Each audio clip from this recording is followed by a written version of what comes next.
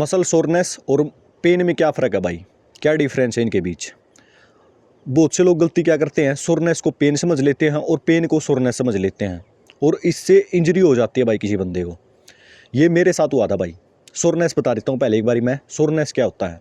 Muscle soreness होती है भाई जब तुम कोई नई एक्सरसाइज ट्राई करते हो, लंबे टाइम के बाद एक एक्सरसाइज कर रहे हो और कोई नई एक्सरसाइज स्टार्ट की है तुमने या कोई नई मशीन ट्राई की है, तो उससे हो सकता है तुम्हारी कोई अलग मसल टारगेट हुई हो थोड़ी बहुत और वो मसल सोरनेस आती है।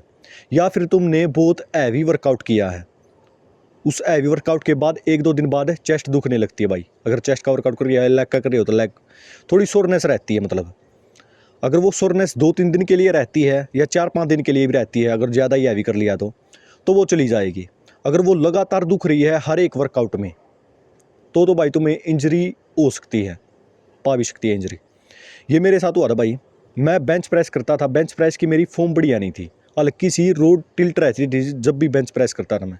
उसकी वजह से एक शोल्डर पे ज़्यादा लोड आता था तो वो इंजरी बिल्ड हो गई। मैं सोचता रहा कि भाई सोरनेस होगी, सोरनेस की सोच सोच के वो इंजरी में बिल्ड हो गई। फिर हर एक वर्कआउट में दुखने लग गया मेरा एक साइड से शोल्डर। तो फिर मैंने पता किया, थोड़ी बहुत रिसर्च की और पता लगा कि भाई इंजरी हो गई है, एक साइड से हल्की सी रात टेढ़ी रहती है इसलिए वो इंजरी हो गई है। तो फिर मैंने क्या किया, तुम उस एक्सरसाइज को छोड़ दो भाई जिससे तुम्हारा लगातार से शोल्डर दुख रहा है या कोई कुछ भी इंजरी आ गई है।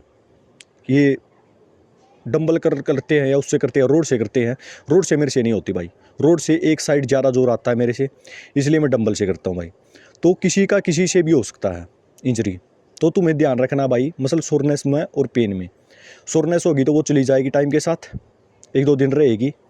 और सोरनेस भी नहीं होगी भाई अगर तुम लगातार एक टाइम हो गया वर्कआउट करते हुए सोरनेस हो रही है भाई, तो तुम अपनी डाइट में थोड़े बहुत चेंजेस करो। या तो तुम्हारी डाइट अच्छे से रिकवरी नहीं हो पा रही है या स्लीप की वजह से रिकवरी नहीं हो पा रही है तो तुम्हें हर बारी सोरनेस होगी। तो हर बारी सोरनेस हो रही है तो भाई कुछ दिक्कत है तुम्हारी रिकवरी में। उस रिकवरी को ठीक करने के लिए चीज़ें करो, अपनी डाइट सुधारो, अपनी स्लीप सुधारो, जो कुछ हो बन सकता वो करो भाई। और दूसरी चीज़ पेन। अगर भाई तुम्हें पेन हो रही है किसी भी हिस्से में, चेस्ट में हो रही है, शोल्डर में हो रही है या बाइसेप में हो रही है या इन क्या बोलते हैं रिस्ट, हाँ रिस्ट बोलते हैं, इसमें हो रही है, कहीं पे भी हो रही है दिक्कत, तो उस एक्सरसाइज को बिल्कुल छोड़ दो भाई 1-2 हफ्ते के लिए। और फिर देखो अगर रिलीफ मिलता है तो भाई वो चीज़ उसी एक्सरसाइज की वजह से हुई है। तो तुम्हें देखना भाई पेन और सोरनेस में डिफरेंस कि कौन सी चीज़ हो रही है मेरे साथ। अगर तुम लंबे टाइम तक सोरनेस समझ के करते रहोगे उस चीज़ को तो भाई वो बड़ी इंजरी हो जाएगी, क्योंकि बार बार उस चीज़ पे लोड आएगा, बार बार उस जॉइंट पे या मसल पे लोड आएगा जहाँ तुम्हें इंजरी हुई है।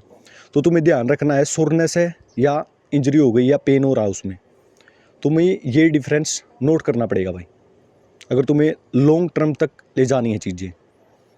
तो ये थी भाई वीडियो अच्छी लगे चैनल को सब्सक्राइब करो, ना लगे तो डिसलाइक करो। मिलते हैं अगली वीडियो में।